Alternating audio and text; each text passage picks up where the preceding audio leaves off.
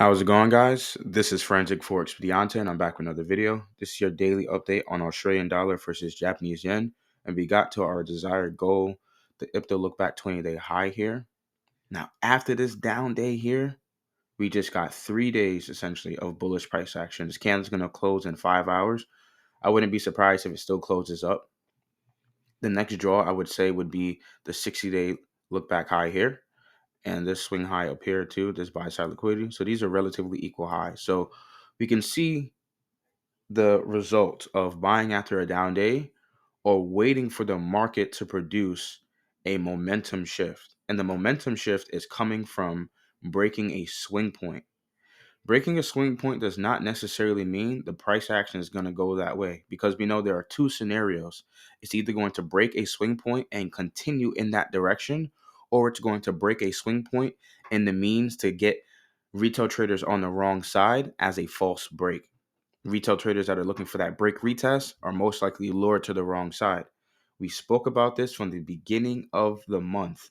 We said that this run down here most likely was just going to be a false run against the retail traders. And we saw the same thing going against in the futures for the yen. The yen was going up. Let's take a look at the yen real quick before I jump into the other yen crosses. So we saw that the yen futures went up right here. Up right here for the beginning of the month. Right here, boom, February 1st, it went up. Was it a false break here? Even up here too, breaking this high up here and then going lower? Yes, it was. And we concluded that because after breaking that high, we got a large candle to the downside, breaking multiple previous daily lows. Not just one previous daily low, but 2, 3, 4. We got 1, 2. I think this one's already been broken by this one. So 1, 2, 3, 4. This one candle breaks 4 previous daily lows. If that is not institutional sponsorship, I don't know what is. I don't know what is. The candles are directly speaking to you, but it's up to us as the operator. It's up to us as the trader to be able to communicate and be able to comprehend what the market is giving us. And the most simplest ways in reading price action, you look for the swing points and you think about seasonality. You think about correlated, directly correlated or inversely correlated pairs, and you see what they're doing. You cannot be blind just to the currency pair that you're trading. You can't look at UJ, right? Or AJ or GJ and not look at the futures of Japanese yen. You have to look at that as well. We also want to look at the dollar index too, because if the dollar index is going higher, and we know dollar is completely polar opposite to Japanese yen, dollar higher means lower yen, which in response will bring all the yen crosses higher as well. So if AJ is going up, you're most likely going to see GJ going up. If GJ is going up, you're most likely going to see CAD J going up. You're going to see Swiss J going up. You're going to see Euro J going up. You're going to see those correlations as well. And that can give you a further full view perspective on what you should be analyzing for the currency pair. Or you can as well take advantage of all of them. For those that are in the channel, in the chat, you know I've been taking trades long for almost all yen crosses. Long UJ. Let me check it out again. Let me check. I'm long. One second. Open up my MT5. Long AJ, long EJ, long GJ, long NJ. Forgot to mention NJ, and long UJ. All long. Now think about that. All long swing trades for the entire, almost last 2 weeks long. Look at where all the yen crosses are right now. Bullish. They're up. Go AJ. Check it out. Flying. Large range cycle kicking in. What did we get right here? Small candle, not down, but small candle. And it does what? Large range. A lot of traders don't understand, why can't they catch the volume? Why can't they catch the large moves? You're not waiting long enough. Once you get a large candle, do not look to trade the next day thinking it's going to be dynamic and explosive as well. That next day might stall on you, or it could land on the tails or the side of the coin that is also large again. You could have consecutively large candles, but you know sooner or later in the near future, it's going to go back into a small range. And you don't want to get caught in that. You want to be really anticipating and prepared for that and not surprised when it does things like that. If we look at UJ, Still looking to go higher. So last night we had a good Asian session model to go short, a little counter trend play during Asian session. But all in all, it's most likely creating what? A higher swing low. It isn't confirmed yet, but we can see that it's creating a higher swing low within what? This PD array here. The buying opportunity is happening in this formation, 3-bar pattern, 3 days since we're on the daily chart. It's happening in 3 days. The market makers are able to turn the price around in 3 days. That's how quick the decision is. NJ, whew, look at that. Down small candle. We talked about this previous episode. If it was going to close down and small, phew, flying, guys. This thing is flying. What is it aiming for? Buy side liquidity. Just rated that right there. Boom. So it created a swing high to then in the near future rate it itself. What is the market doing? It's creating liquidity pools and destroying liquidity pools and protecting liquidity pools. It's not likely to probably want to run swing lows after trending higher. We do know we have nuances where it does give false breaks and runs in the wrong direction at times just to get traders on the wrong side. If we take a look at CAD-J, we can also see CAD-J still going higher. I said that I would not want to see this low rated. I wanted to see this swing low protected. If it were to rate this swing low, I would probably look to see if it's going to be a false break. What are the other yen crosses doing? You can see Thursday does not get there, doesn't run it. Instead, next day opens up and runs higher, trading higher, taking out what? The swing high formation.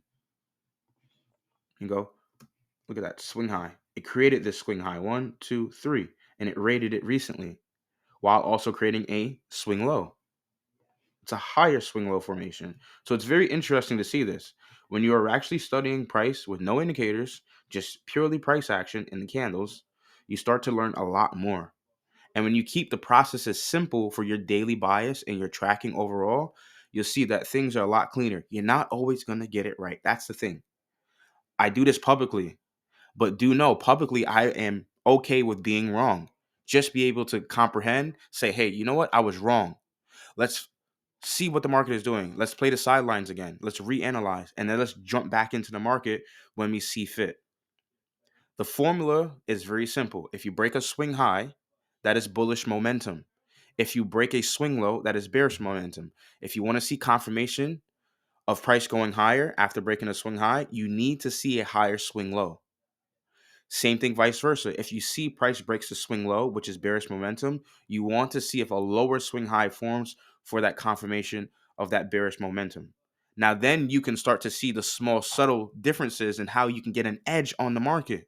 How I am able to anticipate, okay, tomorrow is going to be an up day or tomorrow is going to be a down day based on the steps and processes. EJ, trading higher. What is that? A down day. What did we say about buying after a down day and a small down day? So it's a double confluence here.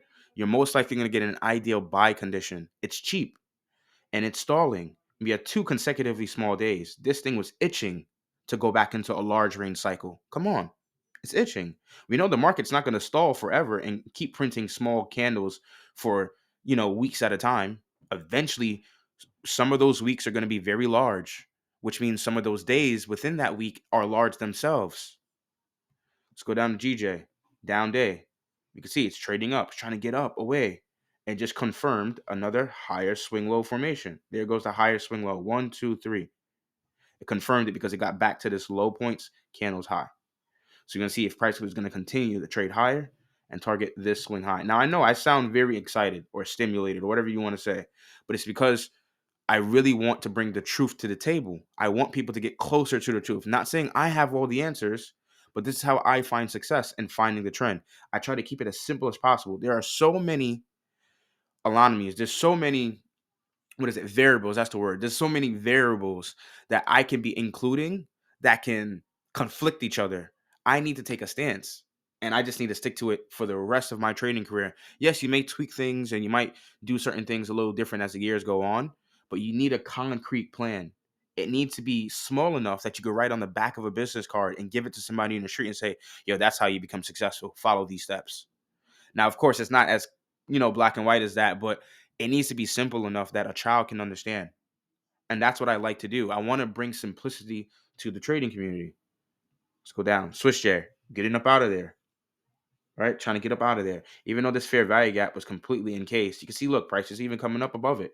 So at times when people tell me that a candle closes below it or after rebalancing it means it's completely negated. No, that's not true. It could still be used as classic support resistance, right? I'm not a retail trader, but we know that these are objective measures. This zone is an objective measure, and price can still be using it as some type of scenario. And I think that's it. Yeah, Swiss J, and I'm not looking at other yen crosses. So all in all, you're seeing, and let's look at dollar. See what dollar's doing, right? Dollar from February open drops down and runs higher. But if you go and watch that video on my channel about bullish and bearish characteristics to a month, you will start to see exactly what happened for February. The same characteristics that I said in those videos happened in February. It doesn't change. When you're getting a trending month, right? If the month is not going to be consolidating back and forth, you're going to get characteristics for a bullish month. The same things repeat month after month, or the same thing vice versa. If you're getting a bearish month, the same thing is going to be applied. So let's say, like, I don't know, AU, it was trading down. You're going to see the same characteristics for a bearish month. So take a look at that video. Take your time. Hopefully you find this insightful.